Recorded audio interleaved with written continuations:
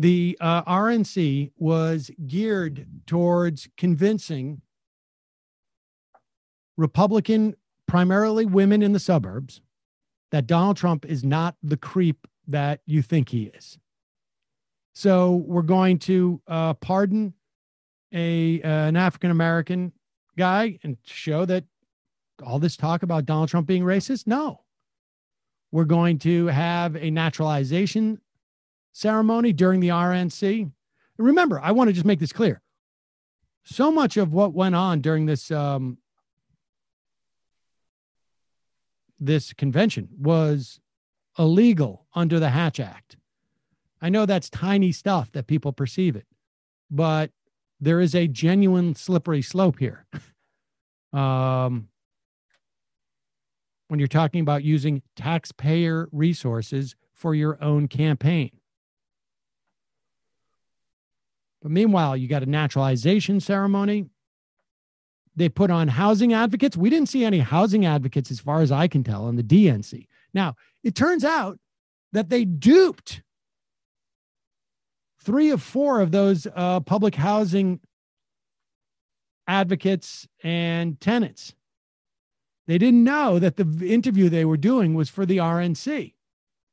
In fact, 3 of them said, like, I don't like Donald Trump. I'm actively campaigning against him. This was on Tuesday of last week. The convention showed a video of 5 new American citizens, and then 4 tenants of the public housing were, I think they were on Wednesday night. And the Times reached out to them, and they had no idea that they were being recorded for the RNC. But nevertheless,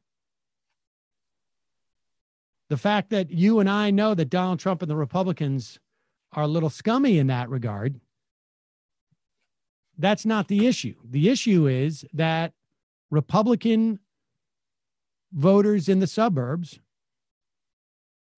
were looking there for a reason to not believe the narrative that they have come to believe. It is easier for them, all things being equal, to vote for the Republican because they're Republicans. And when Donald Trump is up there, they apparently had a multiple of like 3 Black and Latino speakers in their convention than they actually have in their administration. But again, the game is to make Donald Trump seem to give license, essentially, to suburban Republican voters to vote for Donald Trump. Now, this is a problem because the entire DNC was geared on trying to convince those people to vote for Joe Biden.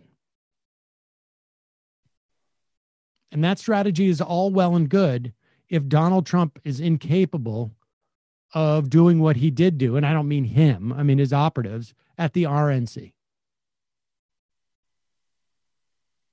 And their plan, I don't know if it's a winning strategy ultimately, but they realize, by they I mean the Trump campaign, they're not going to get as many votes as Joe Biden. It's just not going to happen. But they're looking to a couple of specific states, Michigan, Wisconsin, Ohio, Pennsylvania, Florida. And they're trying to win by making sure that all of those Republicans in the suburbs vote Republican. And they're hoping that Joe Biden will not be able to mobilize enough voters in the cities to overcome that. I mean, that's the story of Pennsylvania. That's the story of Wisconsin. And that's the story of Michigan in 2016. The margins were just not high enough in the cities, in Milwaukee, in Philadelphia, in Detroit, to overcome what Donald Trump was doing in the suburbs and in the rural areas. And the problem that Joe Biden has is that he's not doing anything to mobilize these voters. Their strategy so far has been to hang back, let this be a referendum on Donald Trump, hope that, and when you let it be a referendum, what you're also saying is like, we're not necessarily focusing on driving people to the polls who wouldn't otherwise vote. And when you focus on Republicans in the suburbs, you're trying to make this a persuasion election. Coronavirus certainly helped Joe Biden in terms of making the case that Donald Trump is a disaster for the country because of the way that he has handled this crisis. But to a certain extent, it's become normalized, and certainly in areas where Donald Trump got most of his votes last time. They don't seem to have a problem with 170,000. Maybe they won't have a problem with 180,000, 190,000, 200,000 deaths, 250,000.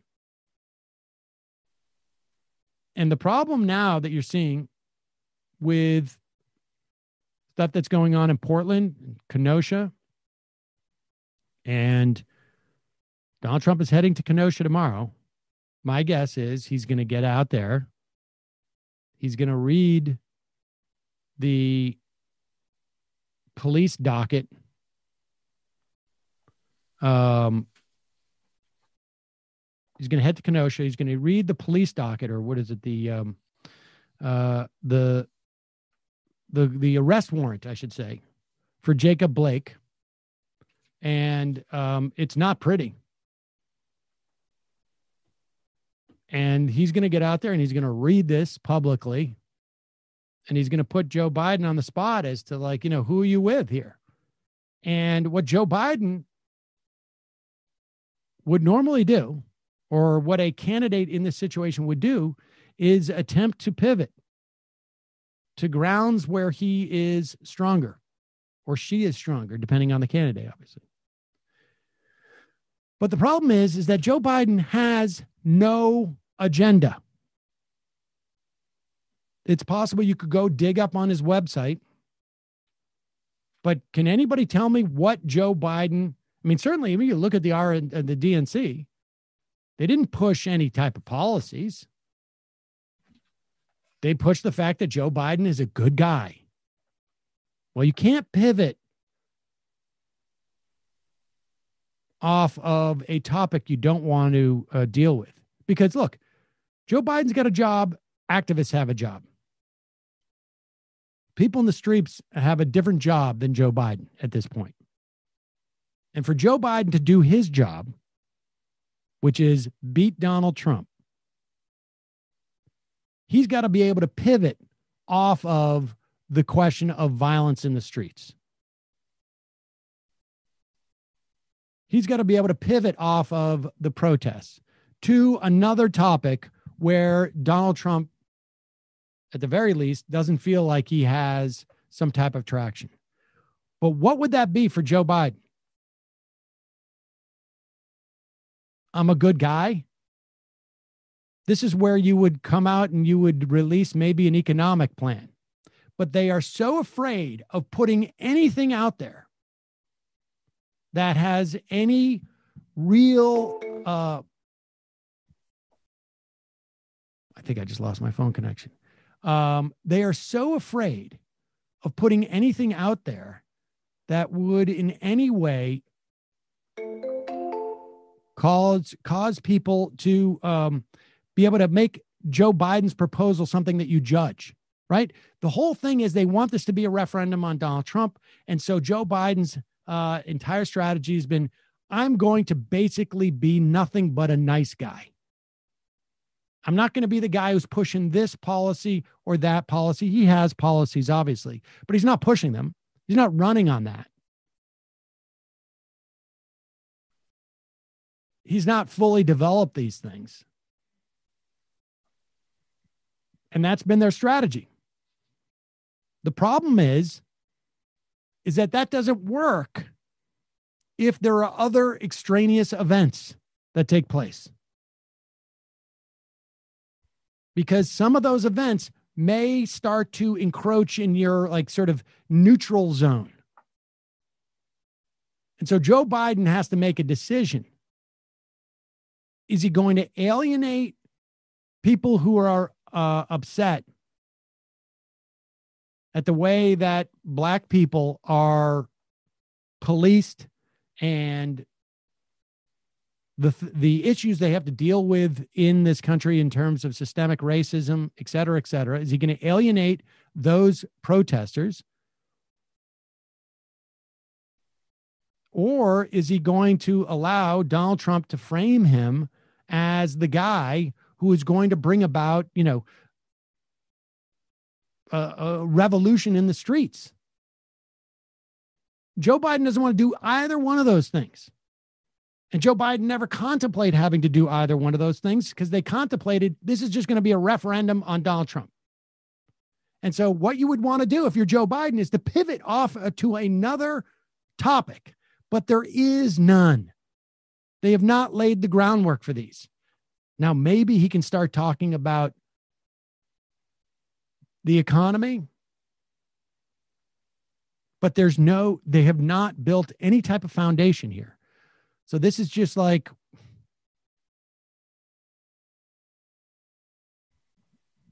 Joe Biden could have 2 days ago said, I'm going to Kenosha and I'm going to try and calm things down because Donald Trump won't.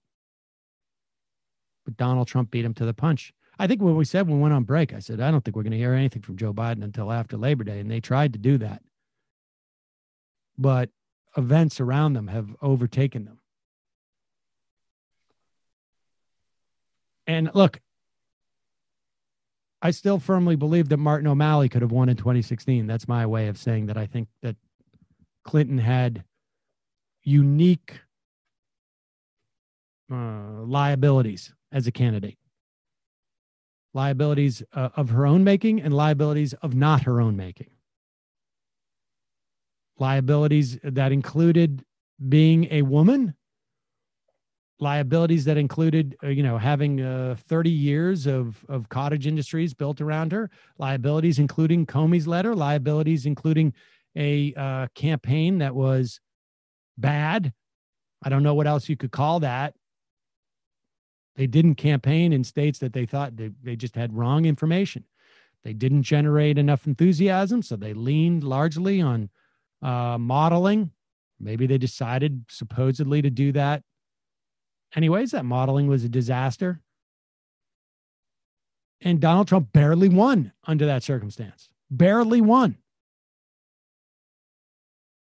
So theoretically, Joe Biden, because he doesn't have the baggage that Hillary Clinton had, because he has the advantage of hindsight, will not take any states supposedly for granted. And because he's a white man, supposedly shouldn't have these liabilities. But the difference is that Donald Trump, for whatever reason, has picked up support from Black people and Latino people from last time. He also has the power of the federal government. So when it comes to like disenfranchising people, when it comes to creating these the turmoil in these streets, he has the ability to do that. He has the ability to send unmarked police, federales into Kenosha, pulling people inside unmarked vans. He has the ability to do that in Portland. Those are just provocations. That's all that they're there for. So that's where we're at. We're seeing a tightening, not a huge tightening, in the polls in some of the key swing states. We are seeing Donald Trump get a little bit of a bump from his convention. Biden did not. I don't know how relevant that is.